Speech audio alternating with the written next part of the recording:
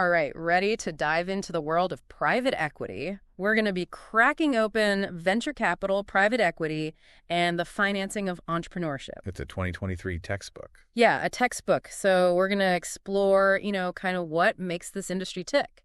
Yeah, and we're going beyond just defining the terms. We're going to really try to uncover, what are the forces that shaped private equity? What are some of the strategies that most people only whisper about? Oh, I like those whispers. And then what does it all mean for you? Whether you're an investor or an entrepreneur or just someone who, likes to understand how the world works. Okay, I'm ready for those whispers, but first, let's kind of set the stage. When we say private equity, what are we actually talking about? Yeah, it seems like a pretty broad term. Yeah. And it is. It covers a lot of ground. Essentially, private equity is any investment in a company that's not publicly traded on the stock market. So that could be anything from, funding a scrappy startup to taking a billion-dollar corporation private. So it's not just about those massive deals you see, splash across the headlines. Not even close. I mean, there are over 13,000 private equity firms out there. Wow. Managing trillions of dollars. It's a global powerhouse. But it had, pretty humble beginnings as kind of a niche industry. 13,000 firms. Yeah. That's mind-boggling. But why is private equity even necessary? Couldn't these companies just get funding through, traditional means? Yeah, that's a great question. I mean, think about it. Traditional financing, like bank loans, usually requires collateral. You have to have a proven track record. That leaves out a lot of innovative companies, especially startups, They've got big ideas, but maybe not a lot of history. Right. Private equity steps in to fill that gap, providing both the capital and the guidance to help these companies grow. So it's like specialized funding for those who don't fit the traditional mold. Exactly. And that's why it's been so crucial for, fostering innovation, driving economic growth. I mean, just imagine how different the tech landscape would look without early-stage venture capital funding. That's true. So within this world of private equity, the textbook dives into venture capital, VC, and leveraged buyouts, LBOs. What's the difference between those two approaches? Think of it like this. VC is like nurturing a sapling into a mighty tree. Okay. Whereas an LBO is more like taking a mature tree and grafting on new branches to help it flourish in a different way. Okay. I like that analogy. So VC typically backs early stage companies, high growth potential, often in sectors like tech or biotech. And they're looking for those big wins, even if it means taking risks on companies that might not even be profitable yet. Okay. LBOs, on the other hand, they target more established companies, often using borrowed money. That's where the leveraged part comes in to make the acquisition. Okay, so VC, high growth potential, even with higher risks. And then LBOs are more focused on established companies that maybe need a little bit more of a shakeup. You got it. And even the funding sources are different. So VC firms typically pool money from, wealthy individuals and institutions, kind of like a high-stakes betting pool on innovation. Okay. Whereas LBO firms often tap into these huge pools of capital from pension funds, endowments. They're playing a longer game. Right. Looking to maximize returns on those large investments. Gotcha. So two very different playing fields, even though they both fall under that private equity umbrella. Now, the textbook mentions this LP-GP relationship as being crucial. What's that all about? Yeah, that's the foundation of how private equity works. Okay. LP stands for limited partner, and GP stands for general partner. Think of it like a partnership where you have these investors, the LPs who are putting up the capital, and then you have the managers, the GPs who are actually calling the shots, deciding which companies to invest in, how to manage those investments. So the LPs are like the silent partners, and the GPs are the ones on the ground making the deals. To some extent, yeah. But it's much more collaborative than that. Okay. I mean, the LPs are entrusting their money to the GPs for a long period, often 10 years or more. So there has to be this high level of trust and alignment on goals. 10 years? That's a long engagement. No wonder the textbook called it a marriage. And just like in a marriage, communication and aligned incentives are key. There are actually mechanisms built into their agreements to make sure everyone's interests are aligned. We'll unpack those later. But for now, just remember, it's a partnership built on trust, shared goals, and a whole lot of money at stake. Okay, let's shift gears a bit and talk about how these PE firms actually find and evaluate deals. Is it all just number crunching and spreadsheets? It's definitely more dynamic than just staring at a spreadsheet. Okay, good. While financial analysis is crucial, the human element plays a huge role. It's about relationships, reputation, And yes, even a bit of window dressing. Window dressing. Okay, Yep. now that has my attention. What does that even mean in the context of private equity? Okay, so imagine you're trying to sell your house, right? Hmm.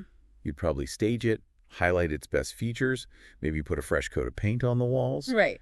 PE firms do something similar when they're preparing a company for sale to another investor. Okay. They're going to emphasize the attractive aspects of a company's performance or potential to make it more appealing to potential buyers. So it's part strategy, part marketing, just making sure that the company's putting its best foot forward. Exactly. But remember, while presenting a company in the best possible light is important, the real value lies in the company's fundamentals, its management team, and its long-term potential. Makes sense.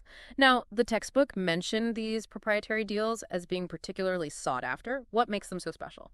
These are like the hidden gems that haven't been discovered by the masses yet. Okay.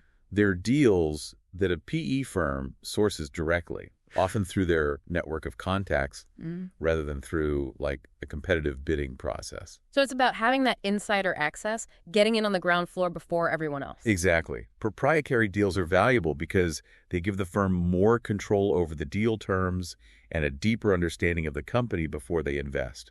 It's like getting a sneak peek behind the curtain before anyone else. And I bet those deals can be pretty competitive, with firms vying to get that exclusive access. Oh, absolutely. Yeah. It's a high-stakes game of networking, building relationships, and proving you have the expertise and resources to help a company reach its full potential.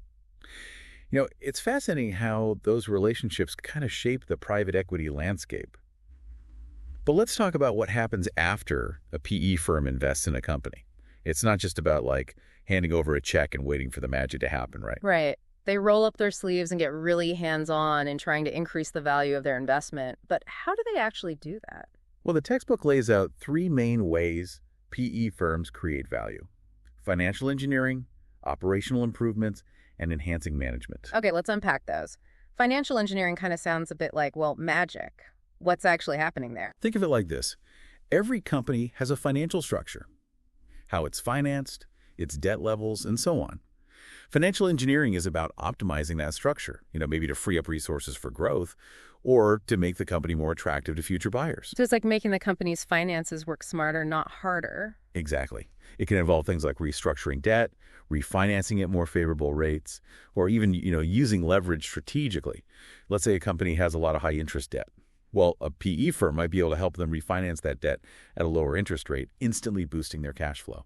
That makes sense. What about operational improvements? Is that where those efficiency consultants come in? Sometimes, yeah.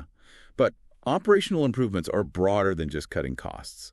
It's about streamlining processes, improving supply chain efficiency, boosting marketing and sales, anything to make the company run, more effectively, more profitably. So not just about being cheaper, but about being better. Exactly.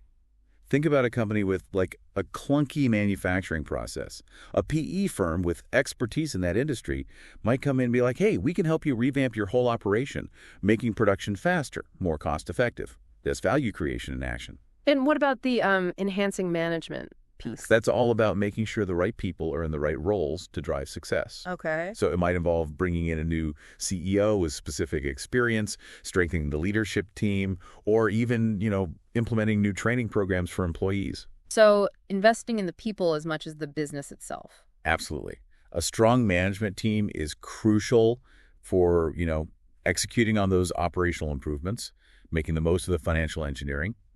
And the textbook actually had a couple of really interesting case studies that illustrate these value creation strategies in action. Oh, yeah. Tell me about them. So one example was Eloquia Networks. It was a tech company, and they were kind of struggling to gain a foothold in their market. Okay.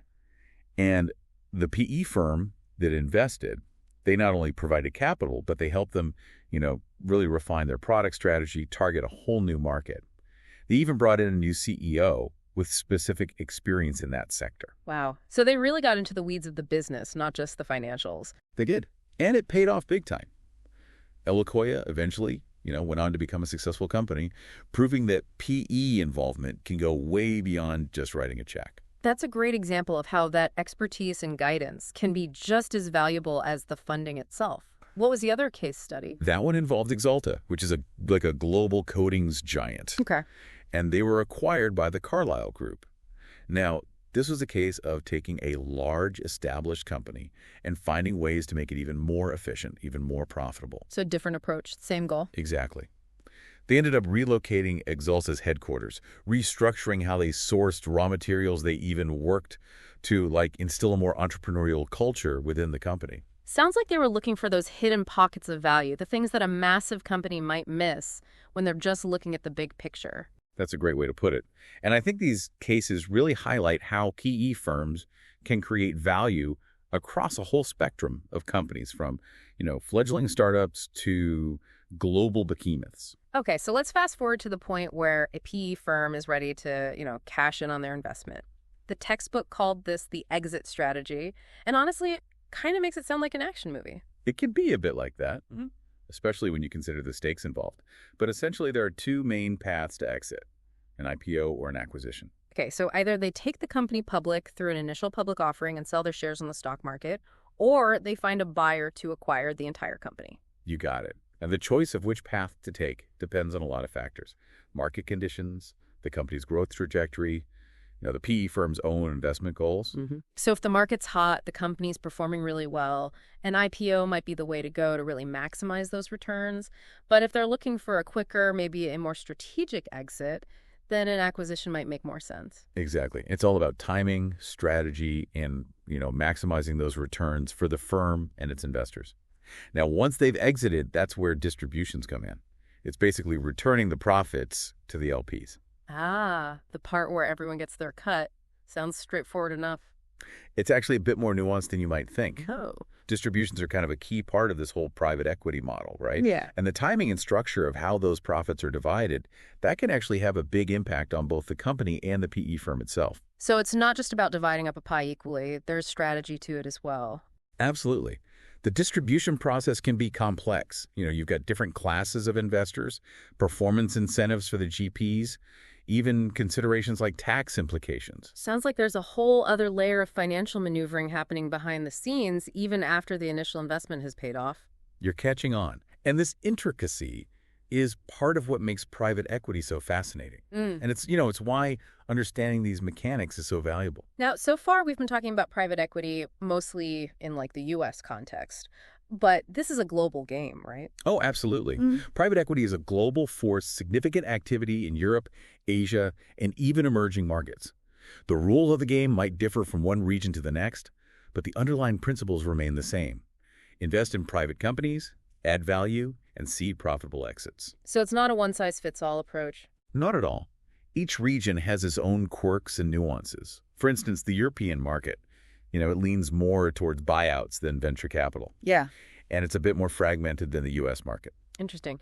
And what about emerging markets? Is private equity taking hold there? It is, but it comes with its own unique set of challenges and opportunities. Imagine navigating different legal systems, political landscapes, cultural nuances. It's not for the faint of heart. Right. But the growth potential in these markets can be huge. So many PE firms see it as kind of the next frontier. It's like the Wild West of private equity. High risk, but potentially even higher rewards. Exactly. And it requires a special kind of investor, one who's willing to embrace uncertainty and adapt to rapidly changing environments. So we've got these global players, these high-stakes deals, but who are the people making it all happen? What kind of careers exist in this world of private equity, and what's the culture like? It's a highly competitive field, that's for sure. But it's also incredibly rewarding, if you thrive in fast-paced, intellectually stimulating environments. So not your typical 9 to 5. Not by a long shot. A typical career path kind of starts with an entry-level analyst role. Yeah. Think long hours, intense analysis, but you're in the trenches. You're learning the ropes from the ground up. Sounds like a trial by fire. It can be, but those who excel, they can climb the ranks to become associates, principals, and eventually, if they're really at the top of their game, a general partner in the firm. The coveted GP position. But what about the culture, beyond just the long hours and the high stakes? Is it all suits, power lunches, and those intense negotiations you see in the movies? There's definitely an element of that for sure. But it's also a world of, intellectual horsepower, constant learning, and just the thrill of building something from the ground up. You need to be Financially savvy, of course, Right. but also a strong communicator, a creative problem solver, Yeah. a master relationship builder. So it's not just about the numbers, it's about understanding people and strategies. Absolutely. And speaking of different approaches, the textbook had this fascinating comparison of two venture capital giants, Founders Fund and Sequoia Capital. Oh, yeah, I remember reading about that. They have pretty distinct reputations, don't they? They do. Founders Fund, true to their name, they're known for backing, bold, unconventional founders, giving them a lot of leeway to kind of execute their vision. They're comfortable with disruption, taking big swings, even if it means, striking out sometimes. So they're okay with a few swings and misses if it means hitting a home run every now and then. Exactly. Yeah. Sequoia, on the other hand, is more about building enduring institutions. There's a focus on long-term value creation and a more hands-on approach to mentorship. They're the patient builders, looking for companies that can really stand the test of time. So two very different philosophies, but both incredibly successful in the world of venture capital. Absolutely. It just goes to show that there's no single right way to approach private equity. It's a multifaceted industry with room for a wide range of styles and strategies. And speaking of different approaches, the textbook delves into the challenges of scaling up. Mm-hmm. Isn't bigger always better in the world of finance? It's a common assumption, but surprisingly, in private equity, bigger isn't always better. There's this thing called the growth dilemma, where expanding too quickly can actually lead to underperformance. It's a common assumption, but surprisingly in private equity, bigger isn't always better. There's this thing called the growth dilemma, Okay. where expanding too quickly can actually lead to underperformance. Really? That's kind of counterintuitive. Why would that be? I would think more capital, more deals, more opportunities for those big wins. You'd think so, right? Yeah. But imagine a chef who's known for their incredible, meticulously crafted dishes. Okay. If they suddenly have to cater a banquet for hundreds of people, the quality of their food might suffer. They're spread too thin, their attention to detail might slip. Okay, I see the analogy. It's about maintaining that focus, even as you grow. Exactly. As a PE firm expands, it can become harder to maintain that laser focus on each investment. Larger funds may feel pressure to deploy capital more quickly, maybe leading to less disciplined decisions. There's also the risk of diluting the expertise that made them successful in the first place. So it's like trying to be all things to all companies, and that can backfire. Precisely. And there's some fascinating research that backs this up. The textbook mentions this concept of mean reversion. It's the idea that past success doesn't guarantee future returns. So even the most successful PE firms aren't immune to stumbling if they grow too quickly or stray from their core strengths. It's a humbling thought, isn't it? It reminds me of that saying, what got you here won't get you there. Right. And the textbook actually highlights a case study about Simmons Mattress. It's kind of a classic cautionary tale about the perils of excessive leverage, especially during boom times. Okay, I'm all ears. Tell me more about the Simmons case. So Simmons, well-established mattress company, Okay. acquired by a PE firm during a period of economic prosperity. Mm-hmm. Flush with cash, eager for quick returns, they loaded the company up with debt to fund the acquisition. Yeah. And they even had plans for, further expansions. So they were betting big on continued success. They were. Yeah. But then the housing market crashed, the economy took a nosedive, Yeah. and suddenly people weren't buying as many mattresses anymore. Simmons, burdened by all that debt, just couldn't weather the storm. They ended up filing for bankruptcy. Wow, that's a stark reminder that even the most seasoned investors can kind of get caught up in the excitement, maybe make decisions they later regret. It's a cautionary tale, for sure. Yeah. And it underscores why understanding the cyclical nature of private equity is so important. Right. This industry is very sensitive to broader economic trends. When the economy's booming, capital flows freely, valuations are high, deals are plentiful. Right. But when the economy contracts, investors get skittish, deals dry up, and even solid companies can struggle. So it's like riding a roller coaster. You need to be prepared for those inevitable ups and downs. Exactly. And savvy PE firms, they know how to navigate those cycles. They know when to be aggressive, when to be more conservative, when to double down on their investments, and when to hold back and wait for better opportunities. Sounds like adaptability is crucial in this game. You can't just rely on a single playbook. Absolutely. The best PE professionals are those who can really analyze markets, assess risks, and adjust their strategies accordingly. It's about being nimble, being strategic, and always thinking several steps ahead.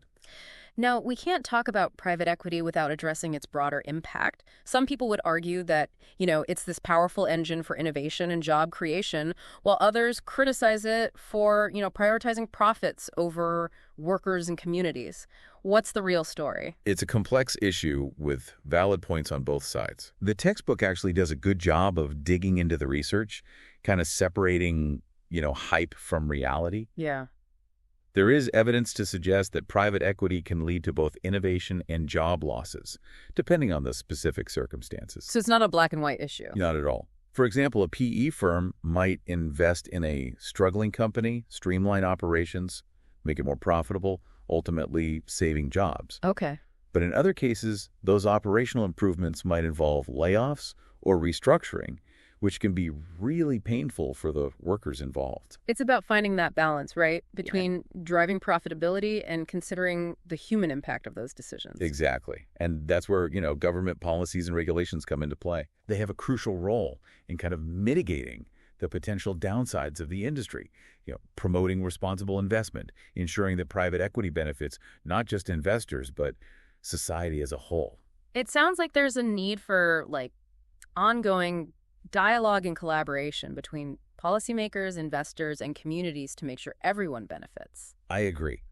The future of private equity really depends on finding that balance, on harnessing its potential for good, while also being mindful of its potential pitfalls. Well, this deep dive has been eye-opening. We've covered so much ground, from the mechanics of private equity to its global reach, its impact on businesses and communities. And we've only scratched the surface. Right. This industry is constantly evolving with new trends, new challenges, new opportunities emerging all the time. So where does that leave our listener, the person who's now armed with all this knowledge about private equity?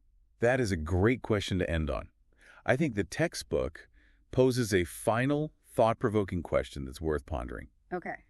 Given the cyclical nature of private equity, right, and the potential for both huge gains and devastating losses, how can individual investors balance that fear of missing out with the need for due diligence and a long-term perspective? That's something I'll be thinking about myself. It's a reminder that, knowledge is power, especially in the world of finance. Absolutely. Understand the intricacies, assess the risks, and never be afraid to ask questions. Wise words to live by. Thanks for joining us on this deep dive into the fascinating world of private equity. Until next time, keep learning, keep exploring, and keep asking those thought-provoking questions.